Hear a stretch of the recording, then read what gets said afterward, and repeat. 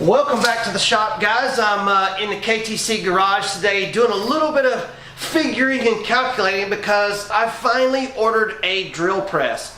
Super excited about it, but it's kind of big and I'm trying to figure out where in the world I'm going to put it. My truck, when I park it, comes literally to about here. And this drill press is right at 24 inches long. That's going to make it a little too snug for me hitting my truck with the front of my drill press. So I can't put it along this wall anywhere, and this wall is full anyway. I thought about scooting this down and putting it here. It would fit right here, but this is where I have all my electrical. I have my air compressor coming in, and I really don't feel like trying to scoot this down. And the other end is full as well, so I'm not even sure where I would put it anyway.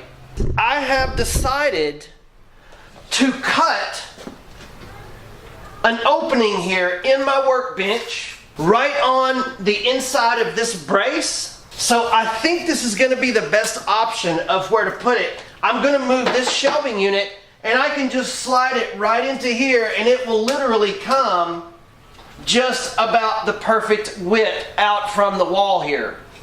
So I think this is going to be the ideal place to put it because as I'm working, if I need to do any grinding, I can just come over here to the grinder and then come back and drill my holes. So I'll still have a little piece on this side where I can have a shelving unit or kind of a table on this side to do any work.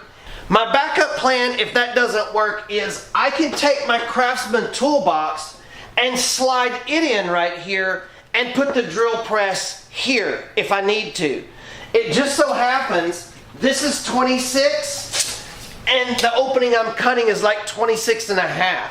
So I can always slide my red toolbox into here and put the drill press here if I have to. I don't really want to do it that way. And I'm cutting my bench out before I really have it here. So I'm taking a little bit of a gamble there, but I think from all my calculations, that's gonna work out perfect. I believe that I'm even gonna have room to open the top of it to change my belts here. Because from my calculations, it's actually gonna come about here. So I think that'll give me enough room to slip this open to change my belts. And if it won't, I can always slide it out and change it and slide it back because I'm not going to mount it to the floor if I can keep from it. So that's what I'm thinking today. I have my line drawn here. I'm going to go ahead and use my jigsaw and cut this out and move some things around and prepare for the clutch drill press.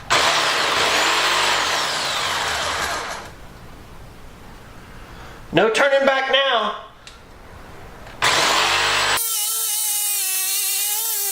Woo, she's tough.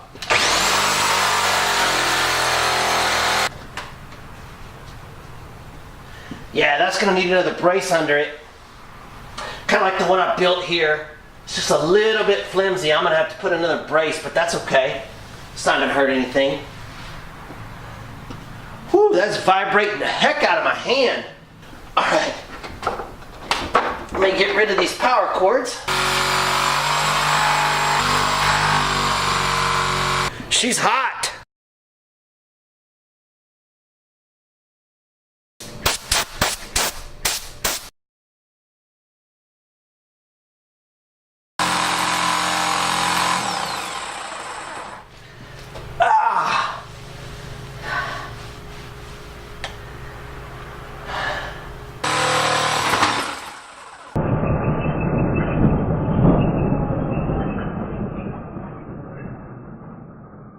Wow, now you can see what I was trying to cut through. This thing was so hot there was black goo dripping out of it. I don't know even what it was. It is hot. The old Black & Decker. It was almost too hot to hold this thing. She's pretty old though. That's back when they made them a lot better. It's a little crooked, but that's not anything a belt sander can't fix.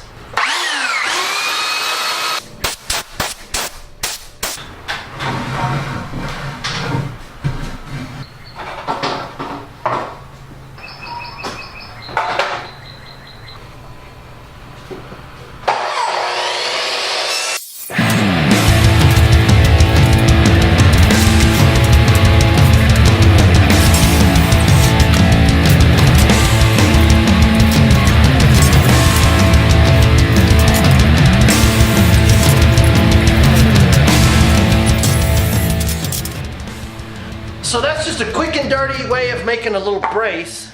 And you can see I made it to match this brace here.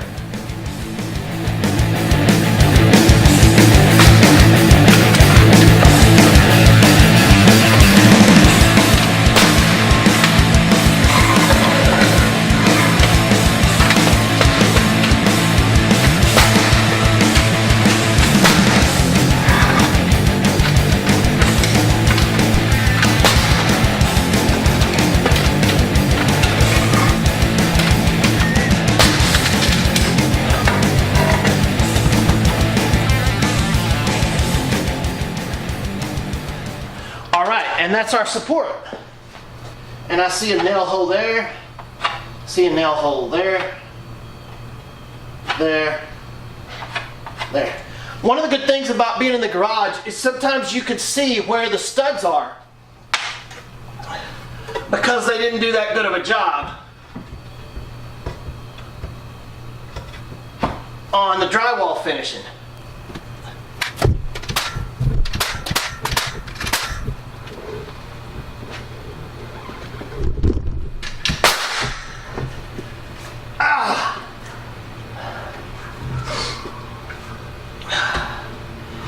Man, you know,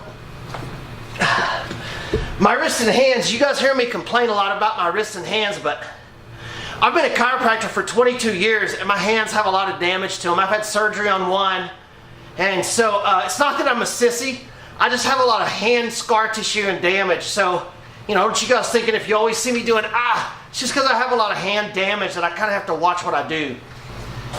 That's just kind of a real quick down and dirty way of putting a brace in. It's nice and strong, easy to do, takes 5 minutes. And that ain't going nowhere. Now I hope it fits.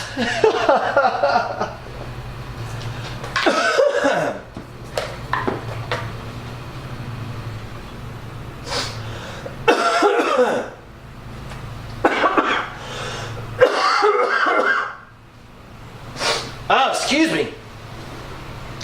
You know, I should probably have a mask on. I had a patient last week that had been having sinus trouble for a long time, and he was a carpenter. And come to find out, his sinus was full of sawdust. They had to go in and take it out. So yeah, you really want to wear a mask when you're doing this, especially if you do it all the time. This little 5-minute job's not that big a deal, but you really should wear a mask.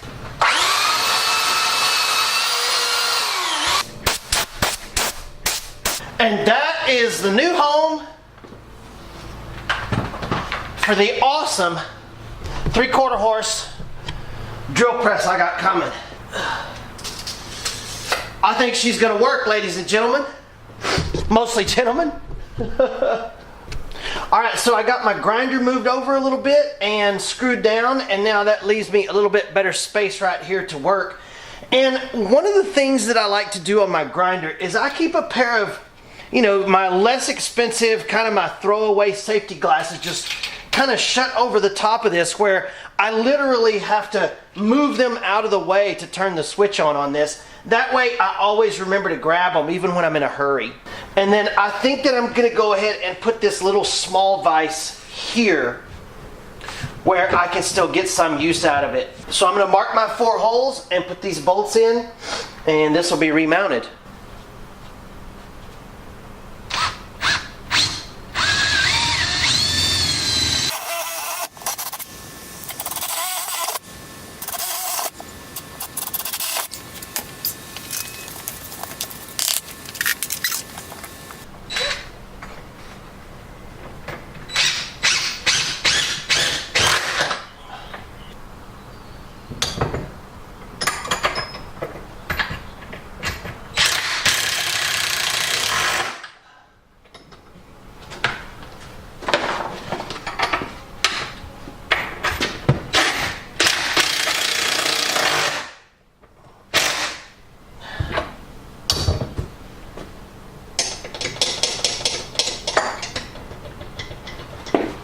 Come off there. Let go.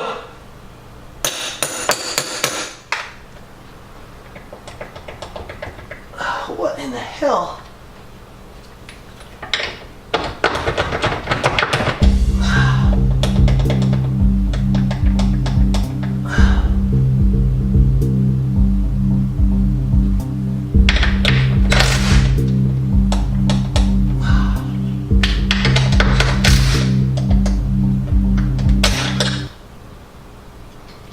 always one. Got a couple of little spots that the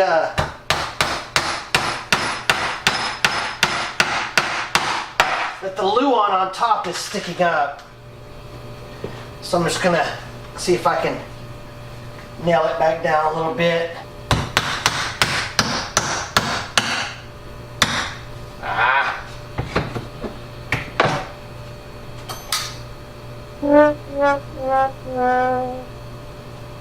That nail just went flying. God, I worked so hard not to get any nails in here. Oh man. I always try to make sure that I don't get any loose nails. Sound like it hit over here somewhere. I'm so careful not to get a flat in here. Are you kidding me? Dang it. Oh well, I'll have to leave that one up to the flat gods, I guess.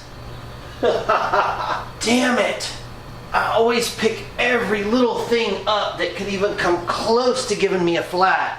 That's gonna bug me forever. I'm not gonna know if there's a nail loose in here. I'm gonna be walking around looking around like an idiot. Like an idiot. Like an idiot. Before we finish today, I wanted to talk to you guys about some of my favorite tools that I have in the garage. And this thing right here, I use this for more than I ever thought I would use it for. I thought I would just use this just for working on the Trooper. I've used this for so many different things other than what I thought it would.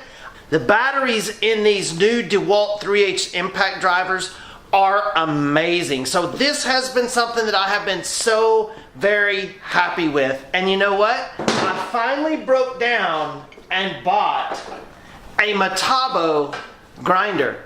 Now, if you know anything at all about grinders, you'll have heard of Metabo. These are German built, but they are the king of grinders. And I just got this the other day. I haven't really had a chance to put it through its paces too much. I mean, just look at the size of the cord on this thing. Look at the cord on this one compared even to the DeWalt.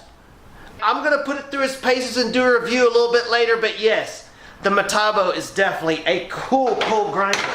Now, I have 3 grinders. I like my DeWalt too.